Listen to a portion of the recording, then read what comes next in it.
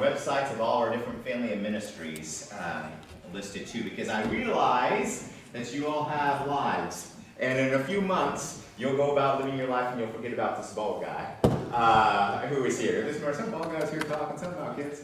And so I always appreciate you having those materials, and especially it serves as a great reminder to pray for the kids that we minister to. And every time you use that pen, it serves as a nice little reminder, oh yeah, the children's home.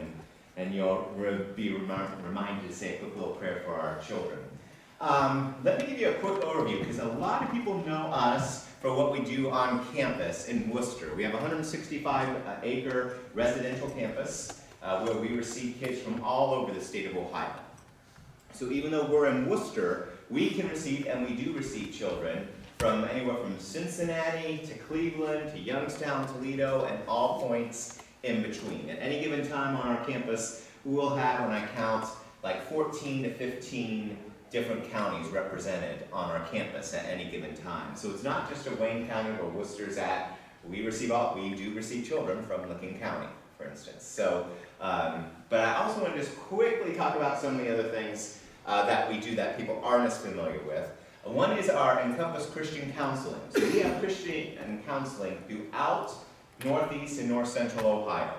And so we have 3 main offices, one in Ashland, one in Worcester, one in Jackson, which is like Massillon area.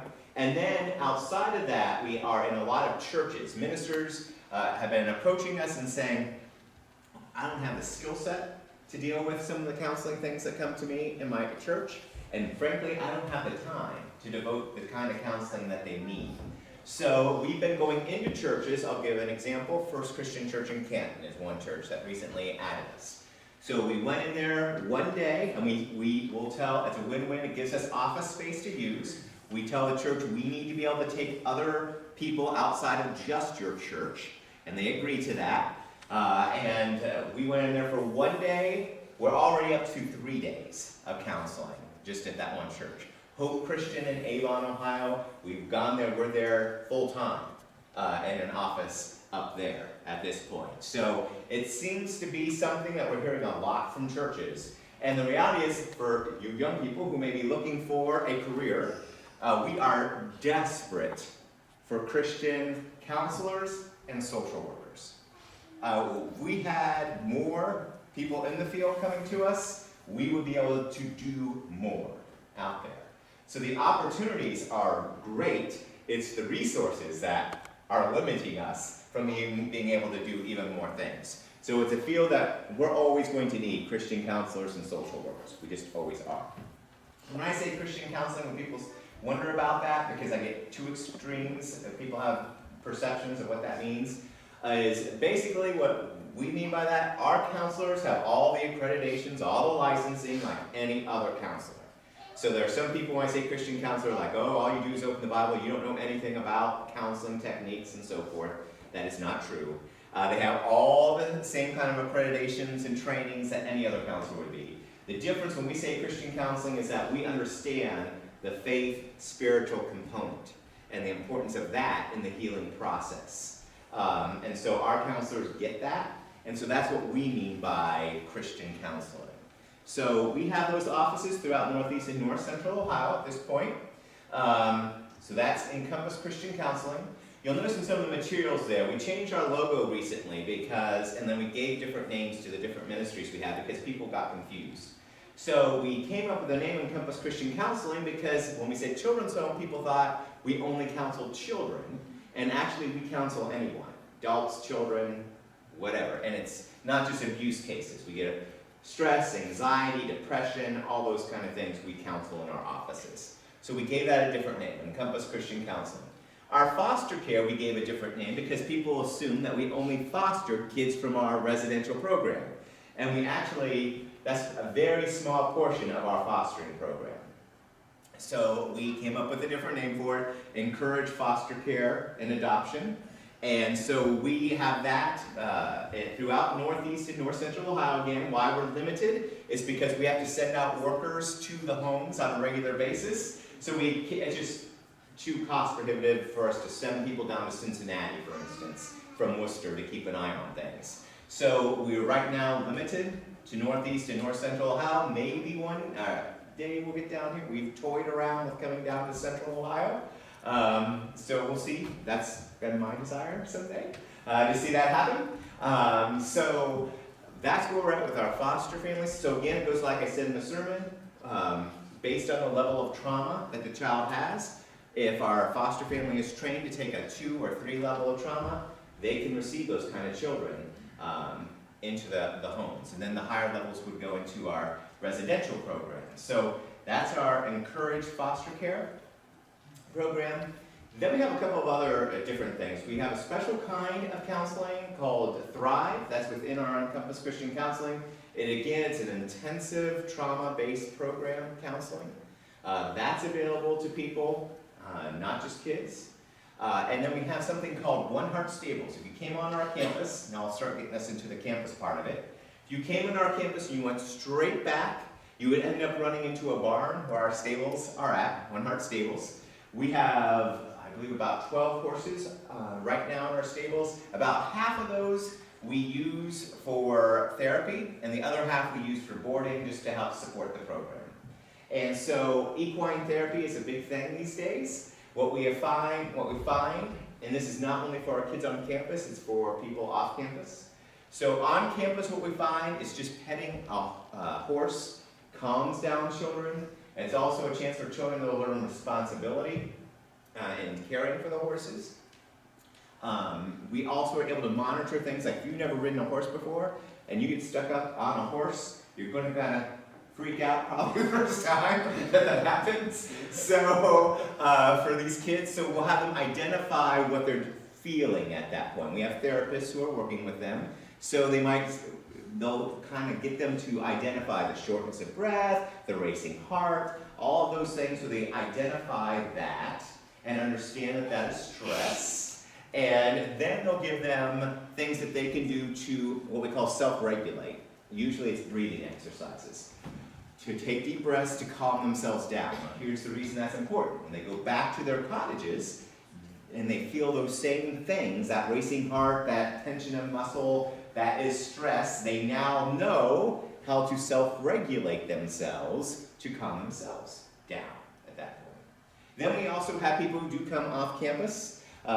We have a program for those who are developmentally delayed. I have a cousin who is well into her 20s, but probably functions more as an early teenager.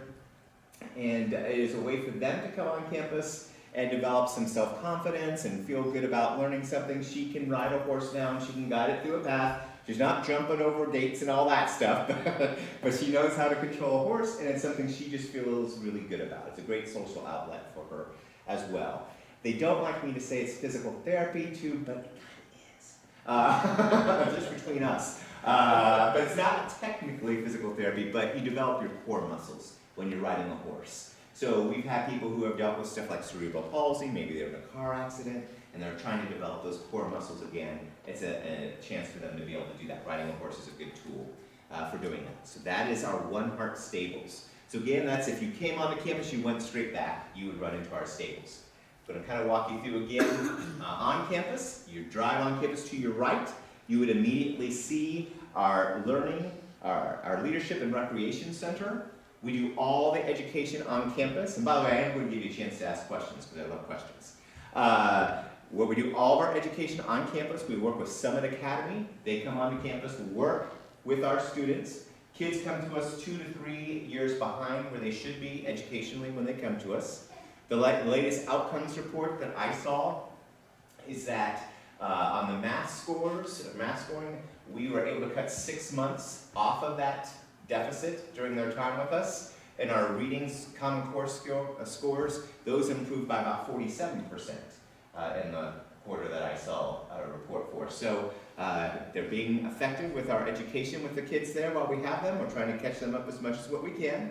And then we have a gym on campus now that is a recreational therapy. Because again, kids are playing, they're having fun, and it's just a chance for kids to be kids, right? So they go through a lot of counseling, they're schooling, there's got to be some fun. So, but we know that we're also using that as an opportunity as a therapy tool to see how they're interacting with other kids, to learn how to deal with stuff when you lose, when things don't go your way. We're kind of able to observe those kind of things and help them deal with those things. So it's a way of doing therapy without them knowing we're doing therapy at that time too. To your left, as you're driving on campus, would be like a cul-de-sac. It's like, well, we have 5 cottages, 4 of them we're using right now, and that's where the kids live. So we on campus receive 6 to 18-year-old children. So in a cottage, we'll have 6 to 12-year-old boys, 6 to 12-year-old girls, teenage boys, and teenage girls. We're toying with the idea of opening up, rehabbing one of the other cottages, and making that available for probably another cottage for teenage girls. Because that seems to be where the greatest need is for a residential program, is teenage girls.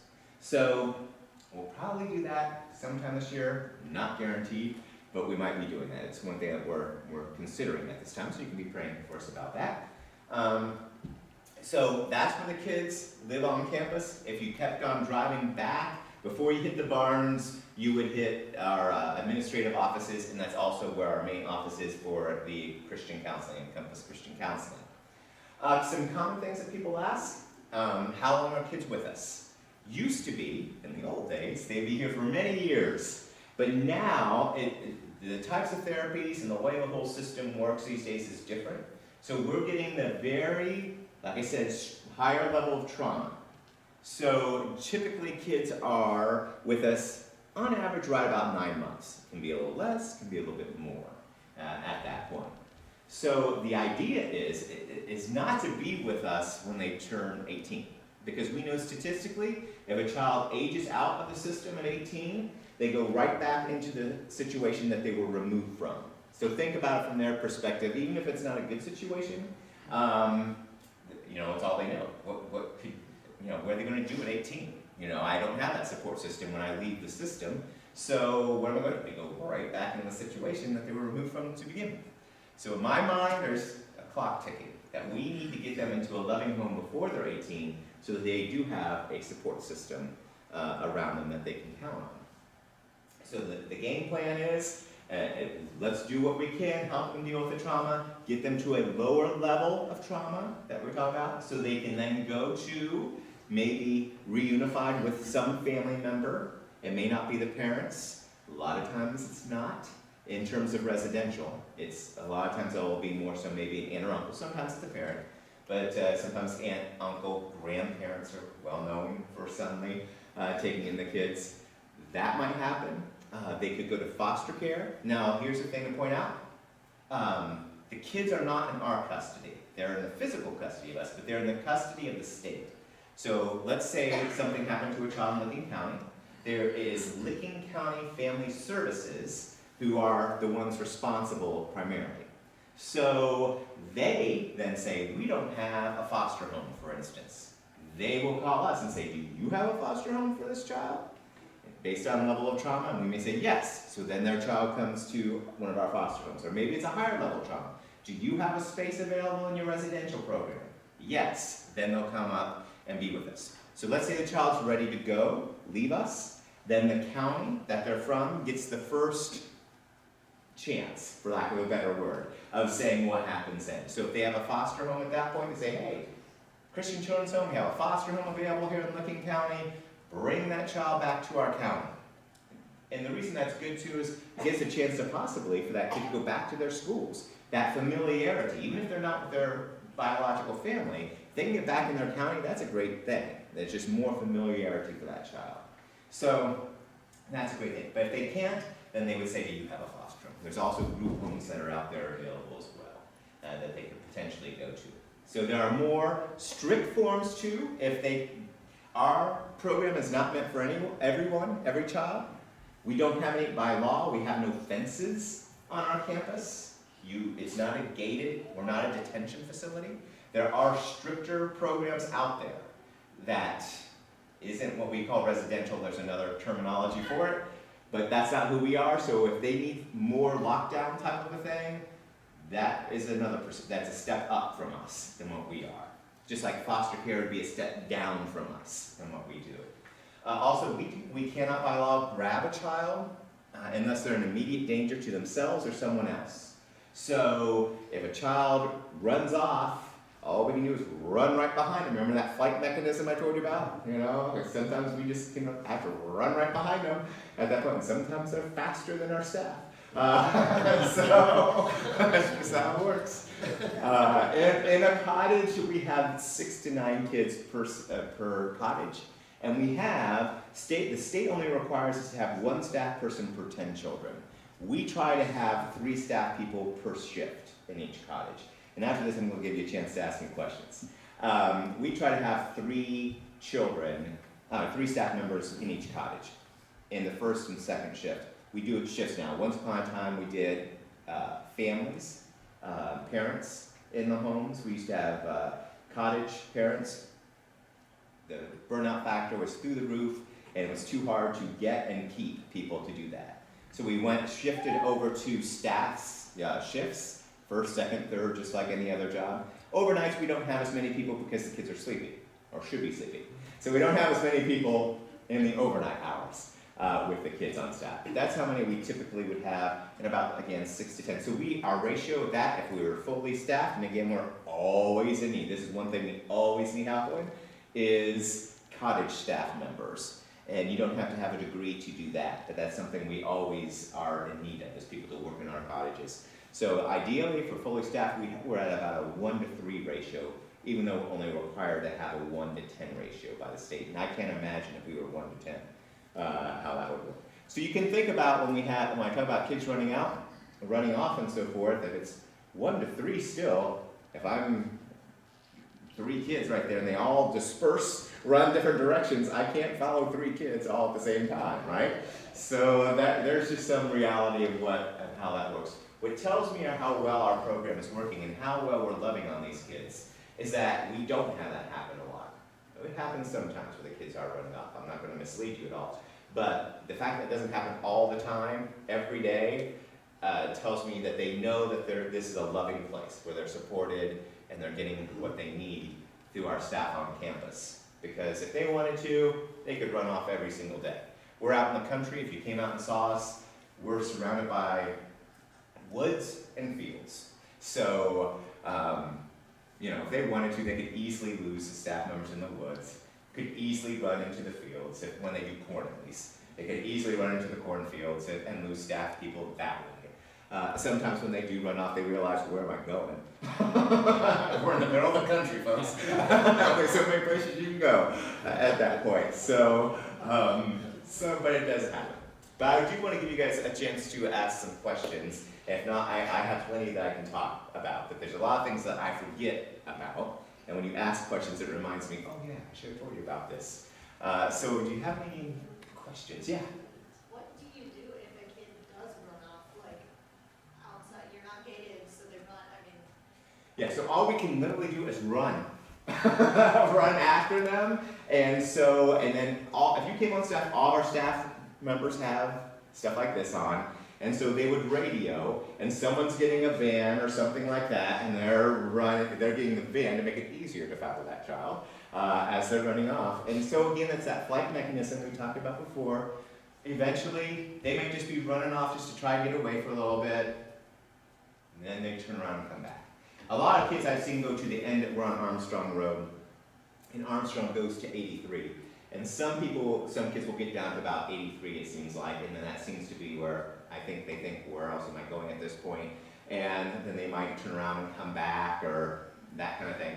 So that's all we can do. If we lose sight of the child, like let's say they go into a cornfield and we can't see them anymore, then we notify authorities at that point. So the local law enforcement is notified at that point, and then they will come and assist us in searching for the child at that point. Which normally we also tell all our neighbors about the program, so they are aware. So we might get a call from our neighbors saying, I think one of your kids is in our backyard. Oh, go get him. So that will happen. That's a great question. Any other questions? Yeah. Is the increase in children coming from the opioid epidemic, or is it other factors? It's primarily the opioid epidemic is a big thing. And as that continues, we're seeing it's paralleling. Exactly as the opioid epidemic is cranking up, more kids. Because what you don't see in the headlines in newspapers or on TV news, you see, okay, this house is being raided and you see someone off in handcuffs, but what they're not showing you is inside that house is kids that are connected with that family. And so those are, yes, statistically, I know right off the top because I just happened to look at this recently because I was speaking to a group in Wayne County. In Wayne County, 30% of the children that are coming into the system are directly linked to some kind of a drug case, and that's probably on the lower side of what most counties might be at. So, yeah, it's definitely that. Human trafficking is a big part of that. Human trafficking is often connected with drugs. A lot of people think of that movie Taken. They may have seen that once upon a time. They think it's, this fancy thing with Liam Neeson trying to track you down. Where they're overseas, and it's really more tied in with drugs. It might be someone can't pay for their drugs, parent can't pay for their drugs, but you can use my child at that point. So that might be the case a lot of times when we talk about human trafficking, those kind of things.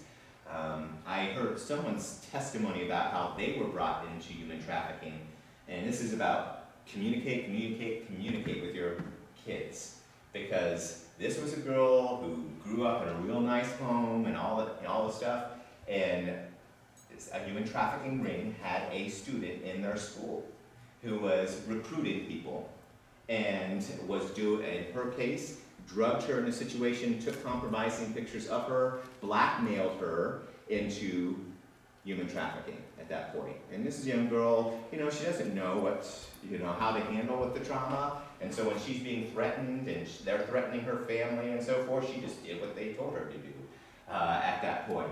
And that's how they forced her into human trafficking, and then once they got you in, you're in. So, and hearing her story, it just was so frustrating. She shared this, so I'll share it with you guys. Every night she had to sneak out of her house to do this, and she had to walk by her neighbor's yard. Her neighbor saw her every night in her pajamas walking across the yard. She said if just one time that neighbor would have stopped me or told my parents that I was sneaking out at night, would have confronted me or told my parents, it would have ended. Because then the secrecy of what was happening would have been over at that point. But that neighbor never said anything during that time. And it just continued and continued and continued. So that's kind of the, it's sad. But it's one of the realities of human trafficking. Yes? Can you explain trauma levels? Yeah, and it's somewhat subjective because different counties have different number, how high they will go. Some will only go up to 6 or 4, or not go higher than 4, 6 or 8, or some will go up to 10. So it's somewhat subjective, but it means a couple things. It means how bad of a situation did this child go through, and then also how are they dealing with whatever they went through. Because there can be kids, the one child who I told you who witnessed his brother being killed, he was dealing with it at a pretty good level, so he was able to be in foster care. There are other kids that they would be acting out in all sorts of different ways, harmful, destructive ways, that they would be rated a high. So the same circumstance, but how they dealt with it was more harmful. Then they would be given a higher level of trauma at that point. So it's both what you go through and how you're dealing with it. And then so it's not a perfect, like if you do X, Y, Z, that means you're a 2, or that means you're a 3.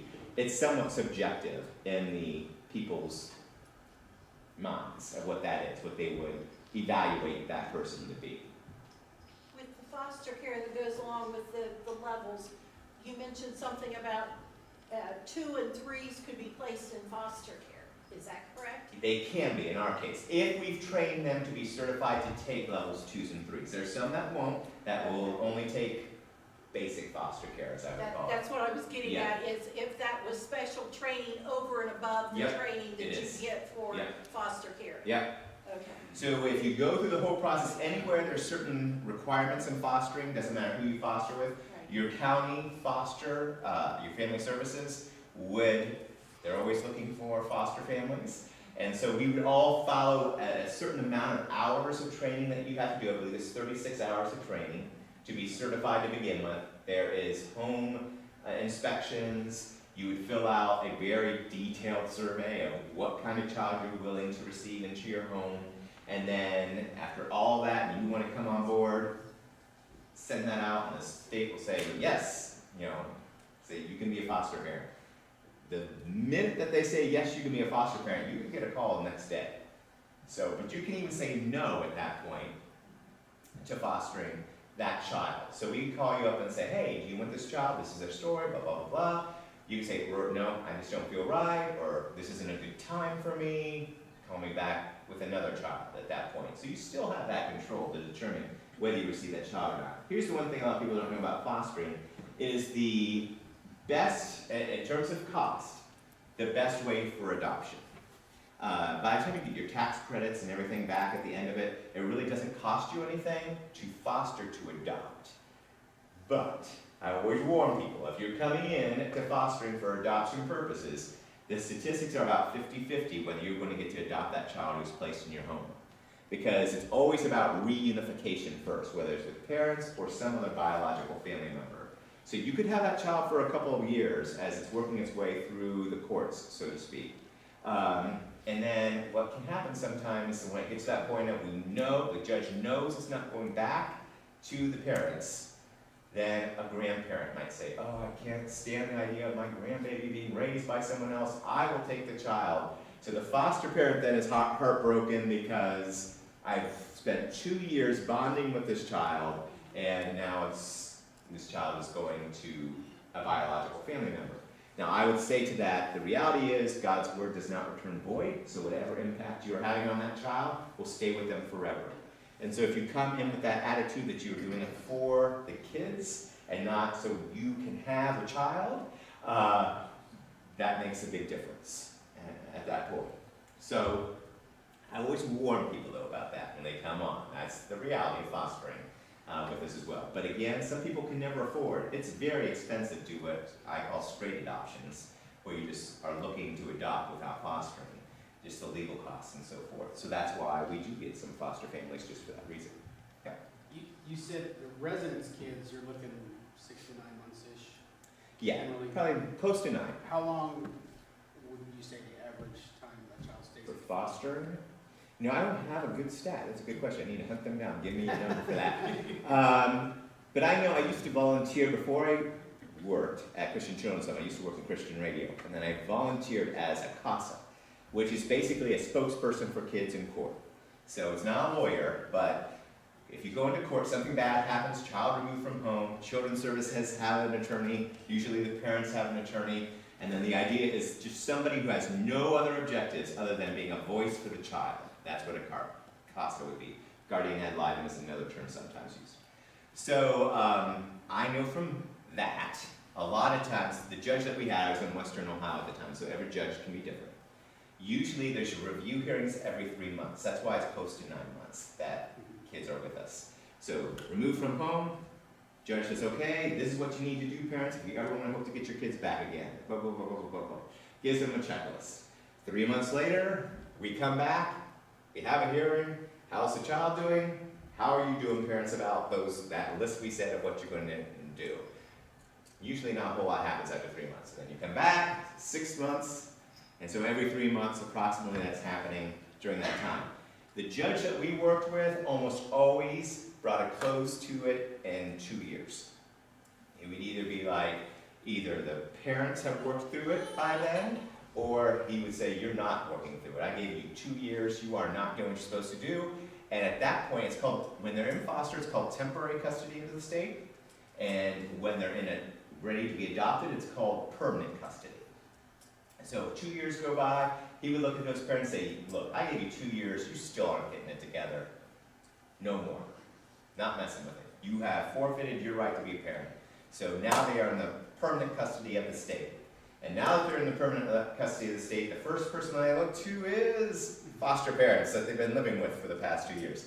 Do you want to adopt? Now we have people who foster who do not want to adopt. They feel called to fostering, not to adoption. So he'll look at the foster family and say, do you want to adopt? They will say yes or no. If yes, then we're probably moving in that direction. If no, then the court's gonna go to Children's Services, who they're in the temporary custody of, and say, you need to find the kid a home at this point. And then they're gonna be looking to try and find somebody to adopt that child. And they might do a temporary foster placement first before adoption at that point. That's pretty much how it works in a nutshell. So I'd be surprised if it goes much more than two years. At what point can a grandparent or an aunt or uncle step in? They could really step in really early. That's what's almost like, I feel bad for foster. I would rather that they would step in 3 months into the process as opposed to 2 years into the process. Because then we can also, the system can monitor during that time as it's working its way through the courts. If the grandparents are having a hard time dealing with the child or whatever, they have family services there to kind of help them with all those kind of things. Or they can determine, I can't handle this, and you know that now, not 2 years later at that point. So they can do it whenever. That's always the preference of the courts. Biology, biology, biology trumps everything at that point. Do the grandparents, parents of these foster children have any contact with them while they're being fostered, or do they not see their parents or grandparents? It is case by case basis. It depends what happened in the home. And so sometimes there is interaction, sometimes there's not interaction. Even with our residential program, there could be, I can think of one time,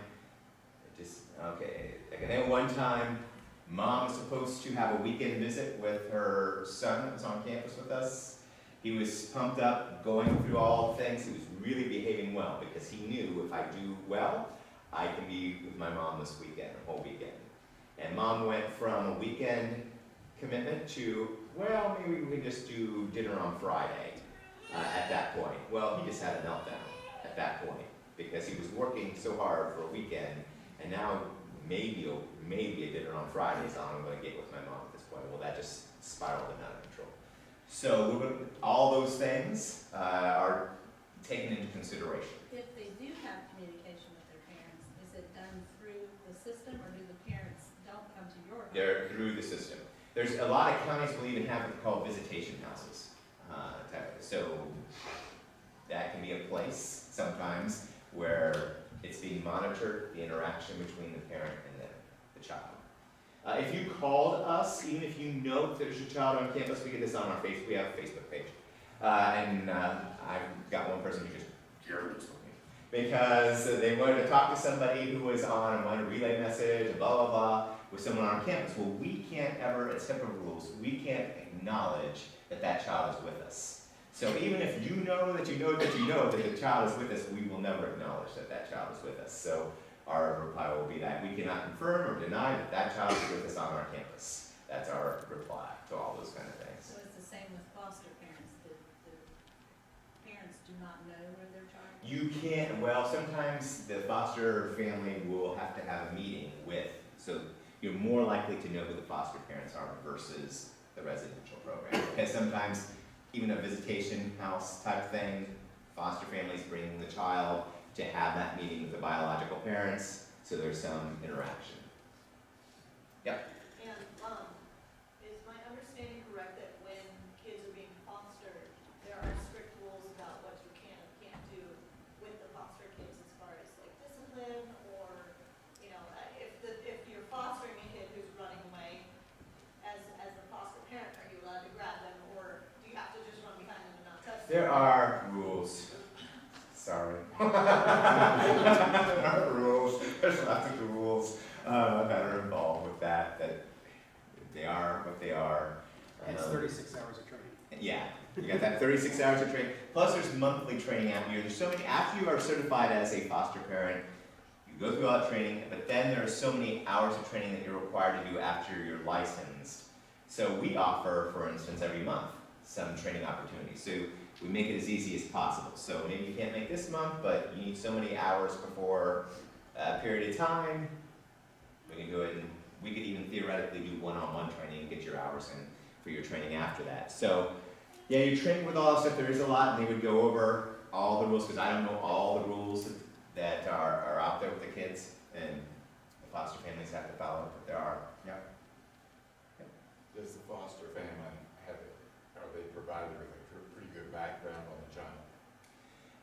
Yeah, they know the details. I think that's What's gonna, going on with kids? would be very, very important for a kid that they've been abused. That Right. they know that, because grabbing an abused child certainly wouldn't be good. It's not a good thing, right? We have people who come onto our campus. If you interact with kids on campus, there's more requirements, paperwork that we have to do if you actually interact with kids versus coming on campus and doing a work project. We may just have to know the leader of the group if you're doing a work project, whereas if your group's interacting with kids, everybody we have to know something about. So, yeah, there's a lot of stuff out there.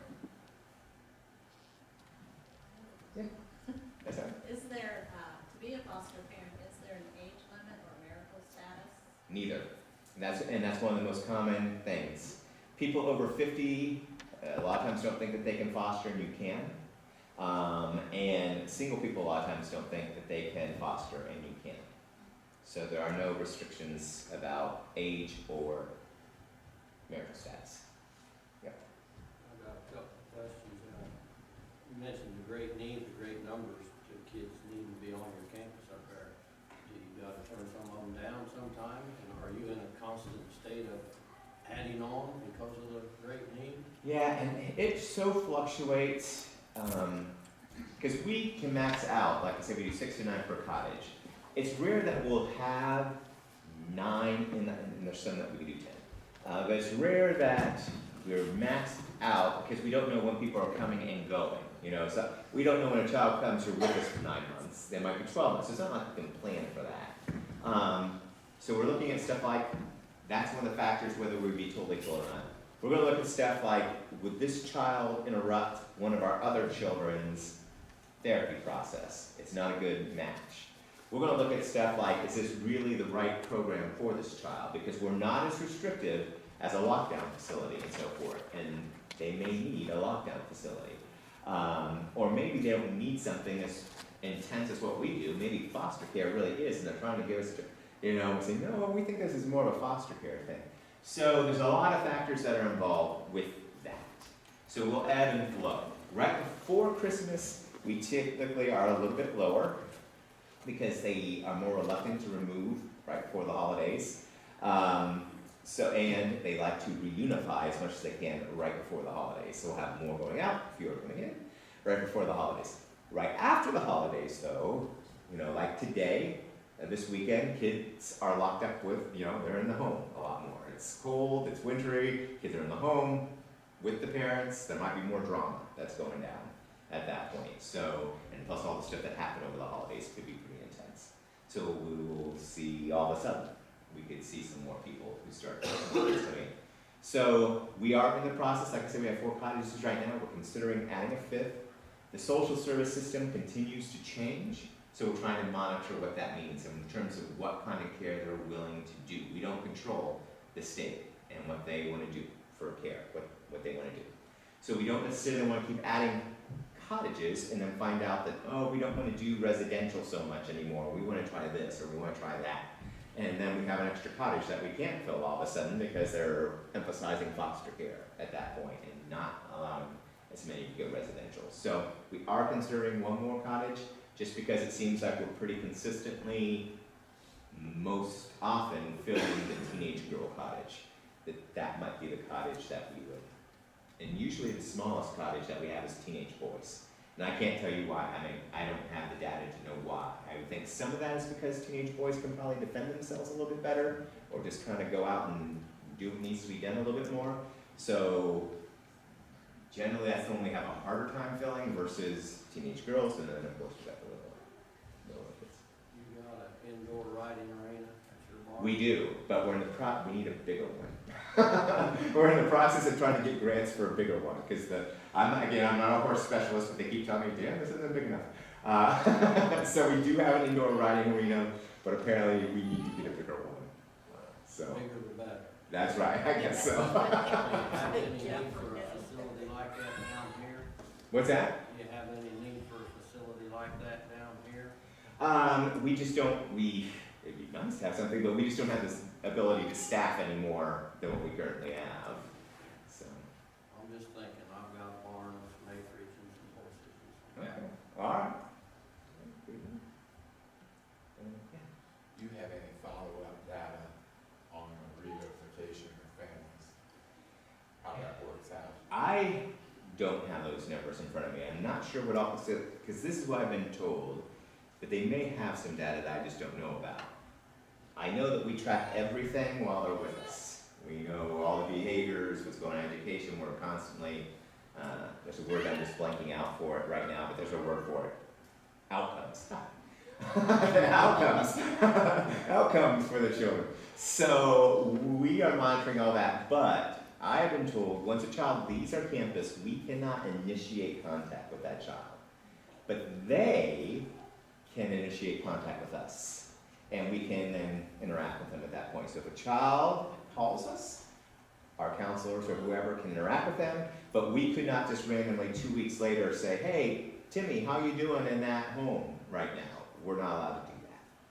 So I would say it would probably be hard for us to know what's going on post time with us other than that. There's actually a Facebook page out there from some of our alumni that they've created. So we do know some of our alumni. They start this Facebook page, and so we know a little bit of them from that. So the wonders of Facebook. Any other questions? A few years ago, you tried one of the houses for kids who were going to age out of the programs. Is that not a part of your service now? It is not. We don't have a separate cottage for that. It's kind of changed over the years, all the different. And again, some of that is the ever-changing flow of what social services are and how they operate. So they did have that kind of a cottage now. If we know a child is going to age out in the system, we will try to prepare that child the best that we can before they age out, and try to work with them to be prepared for turning 18 and being out of the system at that point. So they're usually it might be an independent living situation that we're equipping them for, an independent living program separate from us. I know we've worked with somebody before to get them into, we normally do education on campus, right by us, Smithville, where I grew up, it's right by Worcester. That's where the career center is at. And so sometimes we've had some children go over there to learn a trade before they age out, so they are able at least to get a job when they leave to support themselves. So there are different things that our workers are working with them to prepare them as much as we can for when they age out. Is there programs in Ohio to help that group of young people? There are some. There are some that's it. Some is just a matter of funding, is to have the funding to do that somewhere. Because, I want to take her to cover this. But some of it is when they age out, the state doesn't want to raise people forever. You know, so there's a point of, they don't want to be financially responsible for a person forever and ever and ever. There's got to be some point that, okay, we don't want to have that financial commitment anymore. So the dollars aren't there at a certain point to do that. So part of my job is fundraising. We do get government funds at the children's home. We do, even though we're a Christian organization, we get government funds. And that doesn't cover everything. So part of what I do is fundraising. Your church supports us. That goes towards. We have individuals who support us. We have businesses who support us. We send out for grants to support, to fill that gap of what is left. If we wanted to do some of those programs that we're talking about, that would probably be 100% fall on us to raise all that, the funds for that, as opposed to just a percentage of the funds to do that. Yep. Do your counselors deal with children who are addicted to drugs? We do not have so much addiction because there's special training and so forth that they have to have. So that, and there's certain things that would be more appropriate for someone who's addicted versus being in our program. So we wouldn't have so much. Now, are we going to have pot smokers? Yeah. Yeah. Anybody else? Well, again, just want to thank you guys for your support of us, because the reality is we could not do what we do. And the other reality is that funding may become less and less from government agencies. That makes it more and more important for us to have the church standing with us, and individuals of the church standing with us. So we really do appreciate if you're ever looking to do a tour. I'd be happy to show you around. That's part of my job too, is doing tours of facilities. This is our 50th year. This year is our 50th year of existence. So we're going to have a 50th anniversary celebration, June 8th and 9th, I believe are the dates. It's a Saturday and a Sunday. We're going to have a banquet that Saturday evening, and then we're doing something called the Great Grill Off, which we've done before, but it's an on-campus grill off. Tons of hamburgers. And then we have children's games and stuff like that. Feel free to come to one of those two events as we celebrate our 50th year. That gym I told you about just got built, so it's brand new. It's a chance for people to tour that facility, and you can see, because we reworked what was our worship retreat center so it could be available for education. We've redone that so we could show you that as well on campus. So a lot of stuff's been happening over the years, and we just really appreciate you helping to impact these kids, because as I was sharing during the sermon, the reality is you don't get to see their faces. You don't know the names. We can't give you the names of the kids, their real names. We do share some of the stories. If you get our materials, we share you some of the stories, but we don't share their real names for privacy reasons. But those kids know that there are those strangers out there who support their needs being met during the time. So for them, as well as for myself, I say thank you for your support of all that we do. So thank you for giving me some time to share with you this morning. Thank you.